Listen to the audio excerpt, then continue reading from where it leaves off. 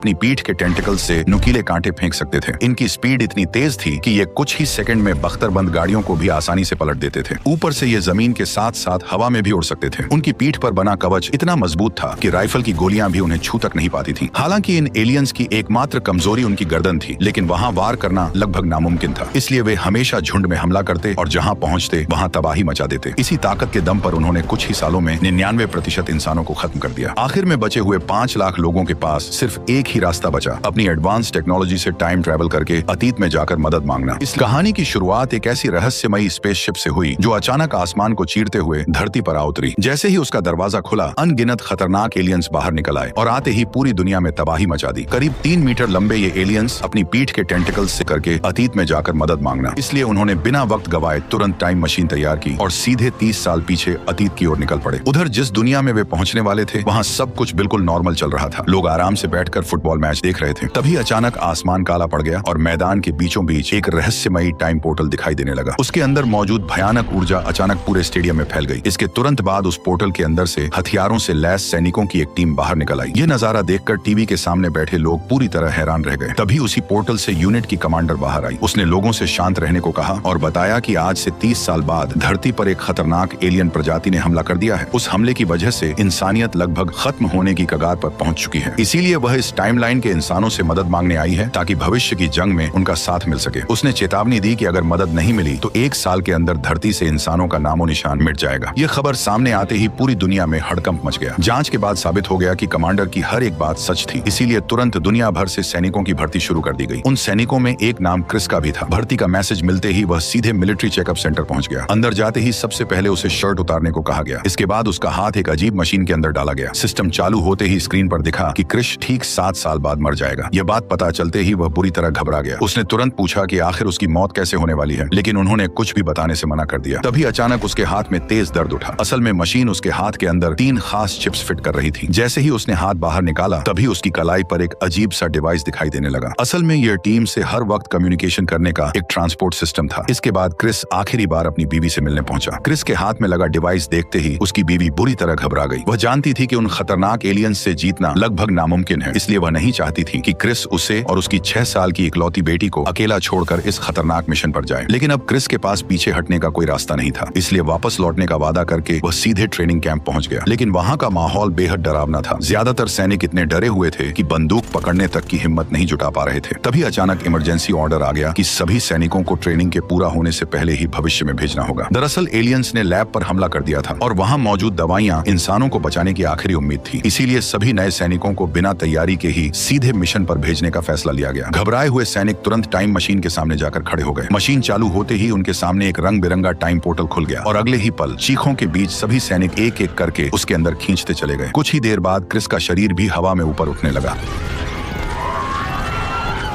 तभी ट्रांसपोर्ट में अचानक गड़बड़ी आ गई और पोर्टल जमीन की बजाय हजारों किलोमीटर ऊपर खुल गया। अगले ही पल सभी सैनिक बिना पैराशूट के आसमान से नीचे गिरने लगे। कई लोग तो गिरते ही अपनी जान गंवा बैठे, लेकिन क्रिस की किस्मत अच्छी थी। वह सीधे एक ऊंची बिल्डिंग के स्विमिंग पूल में जा गिरा। हालांकि उसके ऊपर दूसरे लोग भी आकर गिरे, फिर भी उसे ज्यादा चोट नहीं आई। पानी से बाहर आते ही क्रिस ने तुरंत आसपास बचे लोगों को गिनना शुरू किया, लेकिन वहाँ 100 से भी कम लोग जिंदा थे, जबकि ट्रांसपोर्ट किए गए लोग हजारों में थे। ऐसे में सवाल यही था कि इतने कम लोग उन खूंखार एलियंस से लड़ेंगे कैसे। तभी उनके कम्युनिकेशन डिवाइस पर हेडक्वार्टर से एक नया ऑर्डर आया। उन्हें तुरंत रिसर्च लैब पहुंचकर वहां बची हुई दवाइयां वापस लाने को कहा गया। इसी बीच क्रिस को इस मिशन का लीडर बनाया गया और उसे साफ चेतावनी दी गई कि समय बहुत कम है, क्योंकि सिर्फ 10 मिनट बाद एयरफोर्स पूरे शहर पर बम गिराकर एलियंस को खत्म करने वाली है। ये सुनते ही क्रिस अपनी टीम के साथ तुरंत लैब की तरफ निकल पड़ा। रास्ते में उन्हें हर तरफ सिर्फ इंसानों की लाशें ही लाशें नजर आईं। पीछे से कोई खतरा न आए, इसलिए 2 लोग वहीं रुककर निगरानी करने लगे। जल्द ही बाकी लोग रिसर्च बिल्डिंग तक पहुंच गए, जहां उन्हें दीवारों में धंसे एलियंस के कांटे और छत से लटकती दर्जनों लाशें दिखाई दी। ये देखकर साफ हो गया कि एलियंस आसपास ही मौजूद हैं, इसलिए क्रिस ने तुरंत दवाइयां ढूंढनी शुरू कर दी। उधर एयरफोर्स भी बमबारी के लिए बिल्कुल तैयार थी, जिस वजह से क्रिस के पास मिशन पूरा करने के लिए 5 मिनट से भी कम समय बचा था। किस्मत से उसे दवा मिल गई और हेडक्वार्टर ने तुरंत रेस्क्यू टीम भेज दी। लेकिन बाहर निकलते ही पता चला कि एंट्रेंस को एलियंस पहले ही घेरे हुए हैं, इसलिए क्रिस बिना देर किए पूरी टीम को लेकर सीधे सीढ़ियों की तरफ बढ़ गया। हालांकि अब उन्हें बाहर निकलने का रास्ता मिल चुका था, लेकिन फिर भी हर कदम पर सावधानी बरतनी जरूरी थी, क्योंकि वे अब भी एक बेहद खतरनाक इलाके में फंसे हुए थे। तभी ऊपर नजर रख रहे सैनिक को छत पर कुछ अजीब रेंगता दिखा। क्रिस ने टॉर्च ऊपर की और अगले ही पल सबके होश उड़ गए, क्योंकि उनके ठीक ऊपर वही खतरनाक एलियंस छिपे बैठे थे। बिना एक पल गवाए सभी ने एलियंस पर हमला बोल दिया। लगातार फायरिंग से वे और ज्यादा भड़क उठे और पूरी रफ्तार से टीम की तरफ बढ़ने लगे, लेकिन क्रिस बिना रुके उन पर गोलियां बरसाता रहा। तभी अचानक एक एलियन ने अपने मजबूत कवच से सारी गोलियां रोक ली और मौका मिलते ही एक सैनिक पर टूट पड़ा। टक्कर इतनी जोरदार थी कि क्रिस भी नीचे जा गिरा, लेकिन एलियन हमला करता उससे पहले ही उसने बंदूक संभाली और ताबड़तोड़ फायरिंग शुरू कर दी। गोलियों की बारिश से पहला एलियन पीछे हट गया, लेकिन अगले ही पल एक और एलियन बाहर निकल आया। उसे देखते ही चार्ली बुरी तरह घबरा गया और बिना देखे अंधाधुंध फायरिंग करने लगा। इसी बीच बूढ़े सैनिक ने दरवाजा बंद करके एलियन को रोकने की कोशिश की, लेकिन महज 2 सेकंड में उसने दरवाजा तोड़ दिया। ये देखते ही सभी लोग डर के मारे बाहर की तरफ भागने लगे, लेकिन तभी वही एलियन उनका पीछा करते हुए वहां भी आ पहुंचा और जोर जोर से डरावनी आवाजें निकालने लगा, मानो वह अपने साथियों को कह रहा हो कि इंसानों को किसी भी कीमत पर भागने न दिया जाए। अगले ही पल हर दिशा से एलियंस बाहर निकलकर उन्हें घेरने लगे। उधर फाइटर जेट्स को शहर तक पहुंचने में अब सिर्फ 3 मिनट बचे थे। ऐसे में पूरी टीम को हर हाल में बमबारी वाले इलाके से बाहर निकलना था, लेकिन पीछे से लगातार बढ़ते एलियंस उनकी मुश्किलें और बढ़ा रहे थे। उसी वक्त रेस्क्यू टीम का काफिला आखिरी मौके पर वहां पहुंच गया, जिसे देखकर पूरी टीम खुशी से झूम उठी। लेकिन अगले ही पल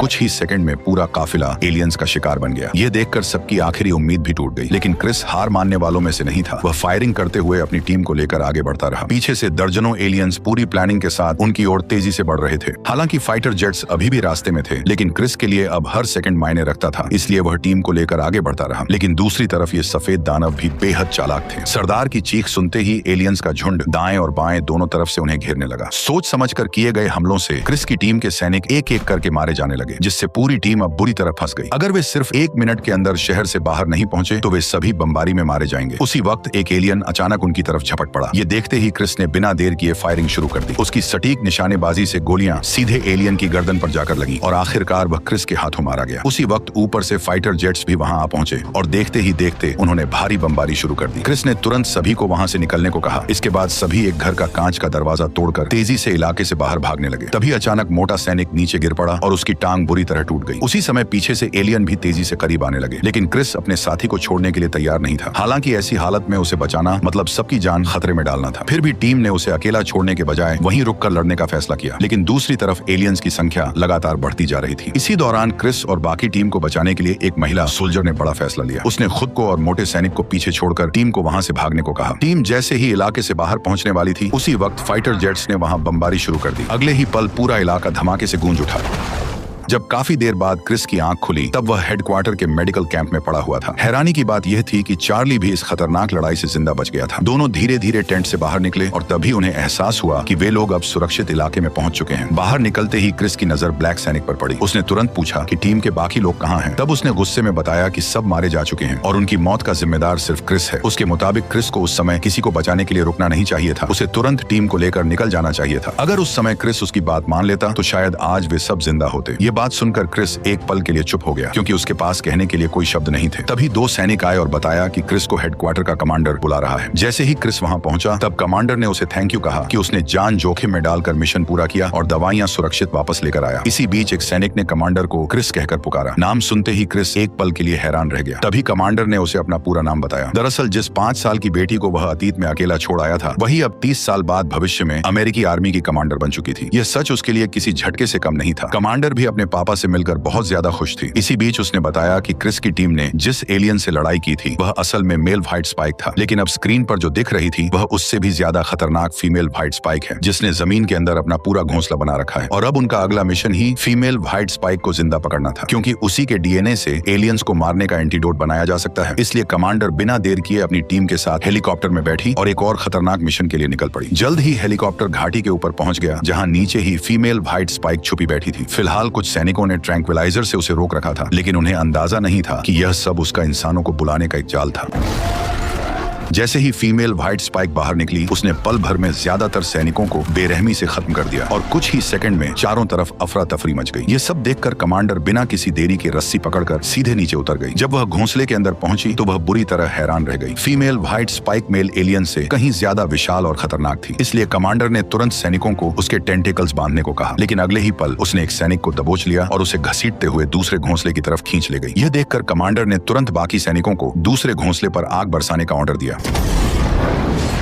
तेज आग की लपटों ने पूरे घोंसले को अपनी चपेट में ले लिया, जिससे फीमेल व्हाइट स्पाइक बुरी तरह चीख उठी और वापस अपने पहले घोंसले की तरफ भागने पर मजबूर हो गई। घोंसले में पहुंचते ही उसने सैनिकों पर हमला कर दिया, लेकिन उसकी सारी कोशिशें बेकार साबित हुई क्योंकि कमांडर ने पहले ही उसे ट्रैंक्विलाइजर की मदद से पूरी तरह काबू में कर लिया था। ऐसा लग रहा था कि अब उसे पकड़ना बहुत आसान होगा, लेकिन असल में मामला इतना आसान नहीं था। ठीक उसी समय जब कमांडर उसे बेहोश करने वाली थी, तभी अचानक फीमेल व्हाइट स्पाइक जोर जोर से आसमान की तरफ चीखने लगी। ऐसा लग रहा था जैसे वह अपने बच्चों को वापस बुला रही हो। तभी जंगल के ऊपर पक्षियों का झुंड तेजी से उड़ने लगा, जैसे वे किसी बड़े खतरे की ओर इशारा कर रहे हों। लेकिन इस सब की परवाह किए बिना कमांडर ने तुरंत फीमेल एलियन के टेंटिकल्स पर निशाना साधकर गोली चला दी। इस शॉट ने न सिर्फ एक सैनिक की जान बचाई, बल्कि फीमेल व्हाइट स्पाइक को और ज्यादा भड़का दिया। गुस्से में वह सीधे कमांडर की ओर झपट पड़ी। जैसे ही वह उसे काटने वाली थी, सैनिकों ने तुरंत उसे खींचकर पिंजरे में बंद करने की कोशिश की, लेकिन वह इतनी ताकतवर थी कि उनकी सारी कोशिशें बेकार साबित होने लगी। तभी जंगल के अंदर से एक भयानक आवाज गूंज उठी और क्रिस की आंखों के सामने हजारों एलियंस जंगल से बाहर निकलकर इंसानों पर टूट पड़े। क्रिस ने बिना देर किए मशीन गन संभाली और रस्सी के सहारे नीचे उतरते हुए फायरिंग शुरू कर दी। वह लगातार एलियंस पर गोलियां बरसाता रहा और उसकी जबरदस्त निशानेबाजी से एक व्हाइट स्पाइक मौके पर ही मारा गया। इसके बाद वह सीधे घोंसले के नीचे पहुंच गया। क्रिस ने देखा कि उसकी बेटी फीमेल व्हाइट स्पाइक के चंगुल में फंसी हुई है। वह किसी भी वक्त अपने टेंटेकल से कमांडर पर जानलेवा हमला कर सकती है। इसीलिए क्रिस ने बिना देर किए उसके टेंटेकल पकड़ लिए और पूरी ताकत से पीछे खींचने लगा, लेकिन अगले ही पल वो एलियन खुद उसके चंगुल में फंस गई।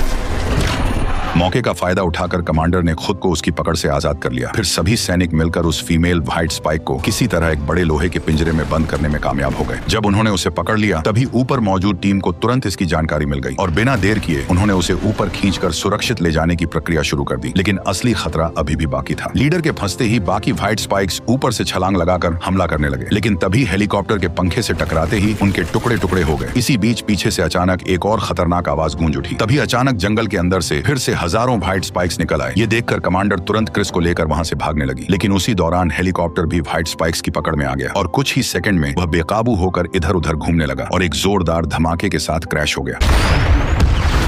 खतरा और बढ़ता देख क्रिस कमांडर को लेकर तुरंत काफिले के पास पहुंच गया। कमांडर गाड़ी की छत पर चढ़कर मशीन गन से लगातार फायरिंग करने लगी। धीरे धीरे एलियंस पीछे रह गए और मौका मिलते ही क्रिस गाड़ी लेकर जंगल की तरफ भाग निकला, जबकि कमांडर पीछे से उन्हें रोकने के लिए लगातार गोलियां चलाती रही। आखिरकार दोनों किसी तरह बचते बचाते फीमेल व्हाइट स्पाइक को पकड़कर बेस लौट आए। जैसे ही वे लैब पहुंचे, कमांडर ने तुरंत उस फीमेल एलियन के जहरीले खून से एंटीडोट बनाने का काम शुरू कर दिया। यह एंटीडोट बाकी व्हाइट स्पाइक्स को खत्म करने के लिए इस्तेमाल होना था। अगर यह एक्सपेरिमेंट सफल हो जाता तो इंसानों को उन्हें रोकने का आखिरी हथियार मिल जाएगा और शायद इंसानियत विलुप्त होने से बच जाएगी। इसलिए कमांडर पूरी सावधानी के साथ लगातार एक्सपेरिमेंट करती रही। उसी दौरान क्रिस को पता चला कि उसे अगले दिन अपने समय में वापस भेज दिया जाएगा। असल में कमांडर चाहती थी कि क्रिस यह पूरा रिसर्च डेटा अपने साथ वापस ले जाए, ताकि अपने समय में जाकर दवा तैयार की जा सके, क्योंकि अगर भविष्य का यह बेस तबाह भी हो गया तो भी इंसानों की उम्मीद खत्म नहीं होगी। यह जानकारी सुरक्षित रहने से लोग पहले से तैयार रहेंगे और एलियंस के हमला करते ही उन्हें रोका जा सकेगा। क्रिस और कमांडर के बीच बातचीत चल ही रही थी कि तभी अचानक एक बड़ी खुशखबरी सामने आ गई। कमांडर को वह दवा मिल गई थी जिसका रिजल्ट लगभग 100% था, लेकिन किसी को पता नहीं था कि पिंजरे में कैद फीमेल व्हाइट स्पाइक हर चीज पर नजर रखे हुए थी। जैसे ही उसे समझ आया कि इंसानों ने उन्हें खत्म करने वाला एंटीडोट तैयार कर लिया है, तब वह जोर जोर से चीखने लगी, मानो वह बाकी व्हाइट स्पाइक्स को बुलाकर मदद मांग रही हो। उसी दौरान अचानक पूरे बेस में खतरे का अलार्म बज उठा। पता चला कि व्हाइट स्पाइक एलियंस ने विशाल सुरक्षा दीवार पर हमला शुरू कर दिया है। हालात हाथ से निकलते देख सभी सैनिक तुरंत हथियार उठाकर मोर्चे पर पहुंच गए और एलियंस को रोकने के लिए अंधाधुंध फायरिंग करने लगे। स्क्रीन पर साफ दिख रहा था कि हजारों व्हाइट स्पाइक्स हर दिशा से अंदर घुसने की कोशिश कर रहे हैं। इसी बीच रेडियो पर अलर्ट आया कि क्रिस को अपने टाइमलाइन में लौटने में सिर्फ 10 मिनट बाकी हैं। ये सुनते ही दोनों जल्दी जल्दी सेफ्टी जैकेट पहनने लगे। तभी कमांडर ने क्रिस से वादा मांगा कि उसे उसकी हर बात माननी होगी। हालांकि क्रिस वापस जाने के लिए तैयार नहीं था, लेकिन कमांडर चाहती थी कि वह किसी भी हालत में एंटीडोट अपने साथ लेकर जाए, क्योंकि इंसानों को बचाने की अब बस यही एक उम्मीद बची थी। उसी वक्त एलियंस का विशाल झुंड सिक्योरिटी सिस्टम तोड़ते हुए सीधे बेस तक पहुंच गया। हालात इतने तेजी से बिगड़े कि कुछ ही सेकंड में पूरा बेस खतरे में आ गया। ऊपर से लगातार फाइटर जेट्स फायरिंग कर रहे थे, लेकिन एलियंस की भीड़ रुकने का नाम नहीं ले रही थी। ऐसे में सबका एक ही मिशन था कि ट्रांसफर टावर किसी तरह सुरक्षित रहे, ताकि क्रिस दवा के साथ वापस जा सके। उसी वक्त कुछ एलियंस लैब में घुस गए और सारी रिसर्च तोड़ते हुए फीमेल व्हाइट स्पाइक को आजाद कर दिया। जैसे ही वह बाहर आई, उसने तुरंत क्रिस और कमांडर की तलाश शुरू कर दी। उसे अच्छी तरह पता था कि अगर उसने दोनों को नहीं रोका तो भविष्य में उसके पूरे झुंड का अंत हो जाएगा। हालांकि उसके पास ज्यादा समय नहीं था, क्योंकि अब घड़ी में सिर्फ 6 मिनट बाकी थे। अगर वे बस कुछ देर और टिके रहेंगे तो क्रिस सुरक्षित अपने टाइमलाइन टाइमलाइन में वापस जा सकेगा। अब यह पूरी जिम्मेदारी कमांडर के कंधों पर थी, क्योंकि वो हर हाल में अपने पिता को सुरक्षित वापस भेजना चाहती थी। लेकिन तभी अचानक उनका सामना फीमेल व्हाइट स्पाइक से हो गया। दानव जैसे ही उनकी तरफ पलटा, दोनों वक्त रहते उसकी नजरों से छिप गए। उन्हें न देखकर फीमेल व्हाइट स्पाइक गुस्से में चीख उठी और अपने पूरे झुंड को उनकी तलाश में लगा दिया। उधर घड़ी में अब सिर्फ 5 मिनट बाकी रह गए थे। कमांडर धीरे से बाहर की तरफ देखने लगी, लेकिन अगले ही पल एक एलियन उसके बिल्कुल सामने आ पहुंचा। दरअसल चारों ओर दर्जनों व्हाइट स्पाइक्स उनकी तलाश में घूम रहे थे। हालात देखकर साफ लग रहा था कि अब बच निकलना लगभग नामुमकिन है, क्योंकि हर ओर सिर्फ वही एलियंस नजर आ रहे थे। दोनों ने उस हालात में बिना कुछ कहे सिर्फ एक दूसरे को देखा। अगले ही पल वे दरवाजे की तरफ पलटे और सामने आ रहे व्हाइट स्पाइक्स पर गोलियां बरसानी शुरू कर दी। भागने का रास्ता न होने की वजह से कई एलियंस वहीं मारे गए। इसी मौके का फायदा उठाकर दोनों पीछे वाले रास्ते से आगे बढ़ने लगे, लेकिन हर तरफ से एलियंस ने उन्हें घेरा हुआ था। लेकिन दोनों इतनी सटीक तरीके से उनकी गर्दन पर वार कर रहे थे कि एलियंस को पलटकर हमला करने तक का मौका नहीं मिला। जैसे ही रास्ता साफ हुआ, दोनों तुरंत हेलीकॉप्टर की तरफ बढ़ने लगे। उसी वक्त एक व्हाइट स्पाइक ने हमला करके कमांडर के पेट को चीर दिया और वह अचानक नीचे गिर पड़ी। क्रिस ने गुस्से में तुरंत उस पर ताबड़तोड़ फायरिंग शुरू कर दी, लेकिन हमला होते ही वह चालाक दानव पीछे हट गया। उधर कमांडर दर्द सहते हुए किसी तरह अपने शरीर में घुसी कील निकालने लगी। उसी पल उन्हें बचाने आया हेलीकॉप्टर भी एलियंस की चपेट में आ गया। लेकिन इतनी मुश्किलों के बावजूद भी क्रिस अपनी बेटी को लेकर नीचे की तरफ भागता रहा। ठीक उसी पल एलियंस के हमले की वजह से एक बड़ा जहाज सीधे बेस से जा टकराया और एक ऐसा जोरदार धमाका हुआ कि पूरा बेस धुएं के गुब्बार में गायब हो गया। ये भयानक मंजर देखकर क्रिस के चेहरे पर एक अजीब सी खामोशी छा गई। ऊपर से उसकी बेटी की हालत लगातार बिगड़ती जा रही थी और ऐसा लग रहा था मानो मौत अब उसके बिल्कुल करीब खड़ी हो। ऐसी हालत में भी उसने अपने पिता से कहा कि उन्हें हर हाल में दवाई को वापस ले जाना होगा, क्योंकि सिर्फ वही दवाई पूरी दुनिया को बचा सकती है। इतना कहते ही उसकी आंखों से आंसू बहने लगे। दूसरी तरफ अपनी बेटी की ऐसी हालत देखकर क्रिस की आंखें भी नम हो गईं। वह बार बार उसे अपने साथ वापस चलने के लिए कह रहा था, लेकिन शायद किस्मत को उनका साथ मंजूर नहीं था। तभी अचानक वहां फीमेल व्हाइट स्पाइक आ पहुंची। जैसे ही वह दोनों पर हमला करने वाली थी, तभी उनके नीचे का पुल टूटकर बिखर गया। ठीक उसी पल एलियन ने कमांडर का पैर पकड़ लिया और वह भी उसके साथ नीचे गिर गई। लेकिन तभी क्रिस ने तुरंत उसका हाथ कसकर पकड़ लिया। अब टाइम पोर्टल खुलने में सिर्फ 30 सेकंड बचे थे। वहीं नीचे फीमेल व्हाइट स्पाइक लगातार ऊपर चढ़ने की कोशिश कर रही थी और हर हाल में क्रिस तक पहुंचना चाहती थी। लेकिन इस सब की भनक कमांडर को पहले ही लग चुकी थी, इसलिए उसने तुरंत अपना हाथ छुड़ा लिया और एलियन के साथ नीचे गिरने लगी। क्रिस यह देखकर खुद को रोक नहीं सका और तुरंत उसके पीछे कूद पड़ा।